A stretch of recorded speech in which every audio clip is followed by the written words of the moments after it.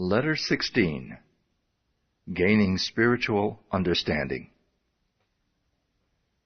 The vibratory activities of the planetary universe are governed by a law of periodicity. Everything that lives has periods of birth, growth, fruitage, and decline. These periods are governed by the septimal law.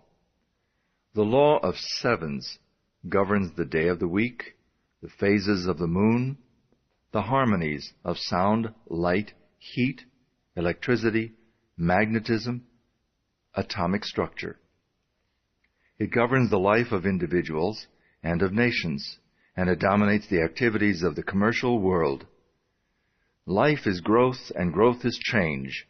Each 7-year period takes us into a new cycle. The first 7 years is the period of infancy. The next 7, the period of childhood, representing the beginnings of individual responsibility. The next 7 represents the period of adolescence. The 4th period marks the attainment of full growth. The 5th period is the constructive period, when men begin to acquire property, possessions, a home, and family. The next, from 35 to 42, is a period of reactions and changes, and this in turn is followed by a period of reconstruction, adjustment, and recuperation, so as to be ready for a new cycle of 7s, beginning with the 50th year. There are many who think that the world is just about to pass out of the 6th period, that it will soon enter into the 7th period, the period of readjustment, reconstruction, and harmony, the period which is frequently referred to as the millennium. Those familiar with these cycles will not be disturbed when things seem to go wrong, but can apply the principle outlined in these lessons with the full assurance that a higher law will invariably control all other laws, and that through an understanding and conscious operation of spiritual laws, we can convert every seeming difficulty into a blessing.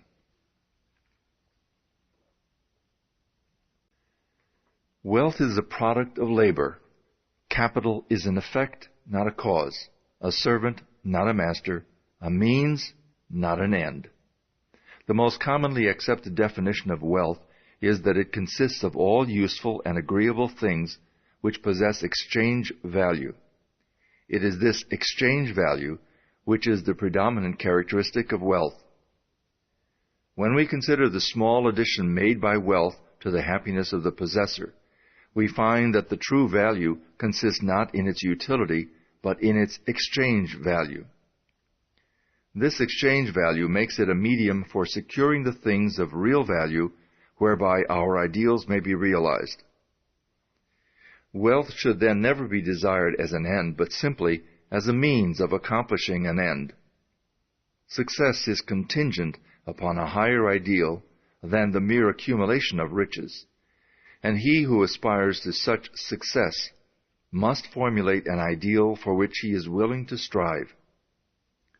With such an ideal in mind, the ways and means can and will be provided, but the mistake must not be made of substituting the means for the end. There must be a definite fixed purpose and ideal. Prentice Mulford said, "The man of success is the man possessed of the greatest spiritual understanding, and every great fortune comes of superior and truly spiritual power." Unfortunately, there are those who fail to recognize this power. They forget that Andrew Carnegie's mother had to help support the family when they came to America, that Harriman's father was a poor clergyman with a salary of only $200 a year, that Sir Thomas Lipton started with only 25 cents. These men had no other power to depend upon, but it did not fail them. The power to create depends entirely upon spiritual power. There are 3 steps: idealization, visualization, and materialization.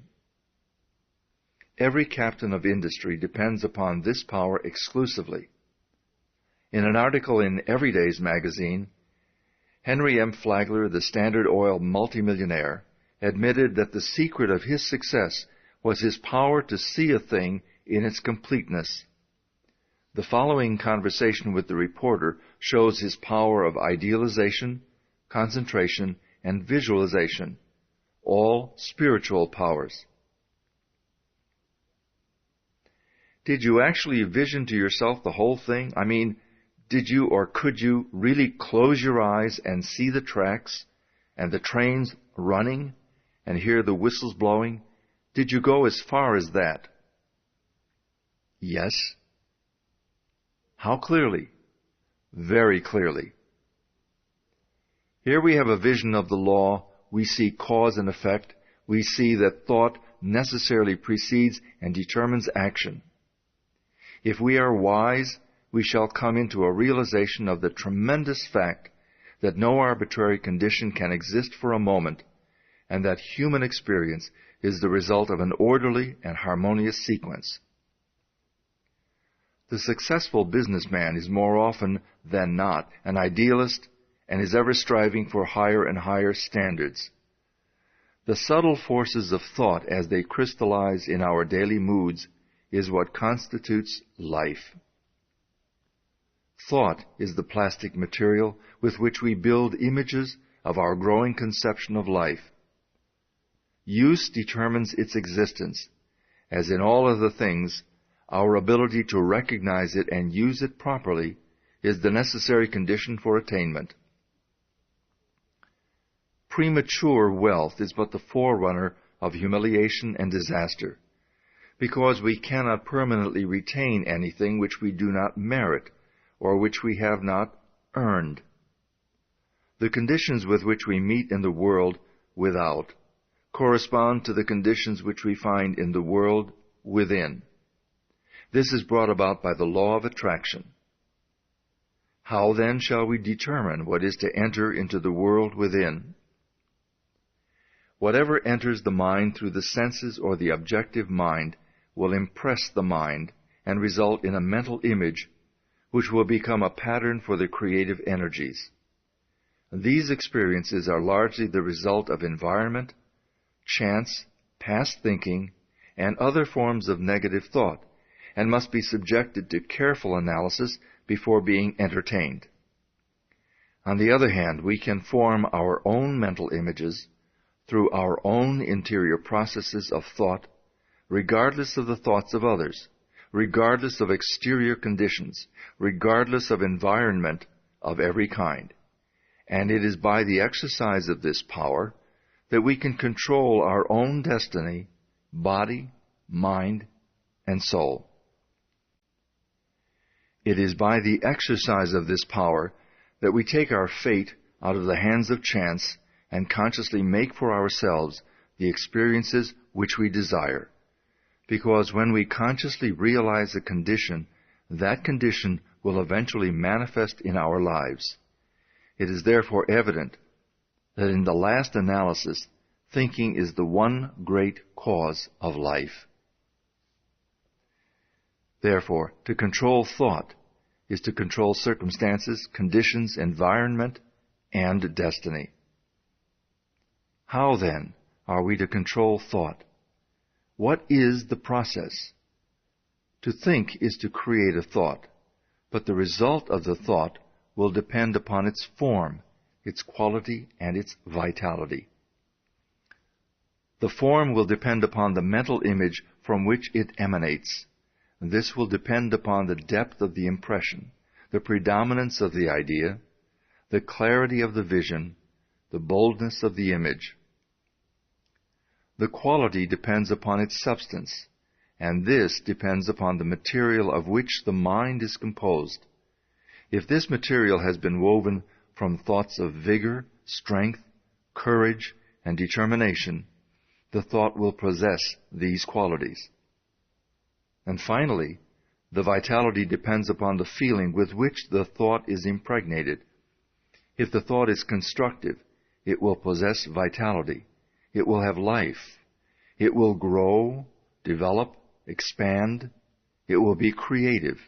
It will attract to itself everything necessary for its complete development. If the thought is destructive, it will have within itself the germ of its own dissolution. It will die, but in the process of dying, it will bring sickness, disease, and every other form of discord. This we call evil, and when we bring it upon ourselves, some of us are disposed to attribute our difficulties to a supreme being. But this supreme being is simply mind in equilibrium. It is neither good nor bad. It simply is. Our ability to differentiate it into form is our ability to manifest good or evil. Good and evil, therefore, are not entities. They are simply words which we use to indicate the result of our actions, and these actions are in turn predetermined by the character of our thought. If our thought is constructive and harmonious, we manifest good. If it is destructive and discordant, we manifest evil. If you desire to visualize a different environment, the process is simply to hold the ideal in mind until your vision has been made real. Give no thought to persons, places, or things. These have no place in the absolute. The environment you desire will contain everything necessary. The right persons and the right things will come at the right time and in the right place. It is sometimes not plain how character, ability, attainment, achievement, environment, and destiny can all be controlled through the power of visualization. But this is an exact scientific fact. You'll readily see that what we think determines the quality of mind, and that the quality of mind, in turn, determines our ability and mental capacity. And you can readily understand that the improvement in our ability will naturally be followed by increase in attainment and a greater control of circumstances. It will thus be seen that natural laws work in a perfectly natural and harmonious manner. Everything seems to just happen. If you want any evidence of this, simply compare results of your efforts in your own life, when your actions were prompted by high ideals, and when you had selfish or ulterior motives in mind. You will need then no further evidence. If you wish to bring about the realization of any desire, form a mental picture of success in your mind by consciously visualizing your desire. In this way, you will be compelling success, and you will be externalizing it in your life by scientific methods. We can only see what already exists in the objective world, but what we visualize already exists in the spiritual world, and this visualization is a substantial token of what will one day appear in the objective world if we are faithful to our ideal. The reason for this is not difficult. Visualization is a form of imagination. This process of thinking forms impressions on the mind, and these impressions in turn form concepts and ideals, and they in turn are the plans from which the master architect will weave the future. The psychologists have come to the conclusion that there is but one sense, the sense of feeling, and that all other senses are but modifications of this one sense. This being true, we know why feeling is the very fountainhead of power, why the emotions so easily overcome the intellect, and why we must put feeling into our thought if we wish results. Thought and feeling is the irresistible combination. Visualization must, of course, be directed by the will. We are to visualize exactly what we want. We must be careful not to let the imagination run riot. Imagination is a good servant, but a poor master, and unless it is controlled, it may easily lead us into all kinds of speculations and conclusions which have no basis or foundation in fact whatsoever. Every kind of plausible opinion is liable to be accepted without any analytical examination, and the inevitable result is mental chaos. We must therefore construct only such mental images as are known to be scientifically true. Subject every idea to a searching analysis and accept nothing which is not scientifically exact. When you do this, you will attempt nothing but what you know you can carry out, and success will crown your efforts. This is what businessmen call far-sightedness. It is much the same as insight, and is one of the great secrets of success in all important undertakings. For your exercise this week, try to bring yourself to a realization of the important fact that harmony and happiness are states of consciousness and do not depend upon the possession of things.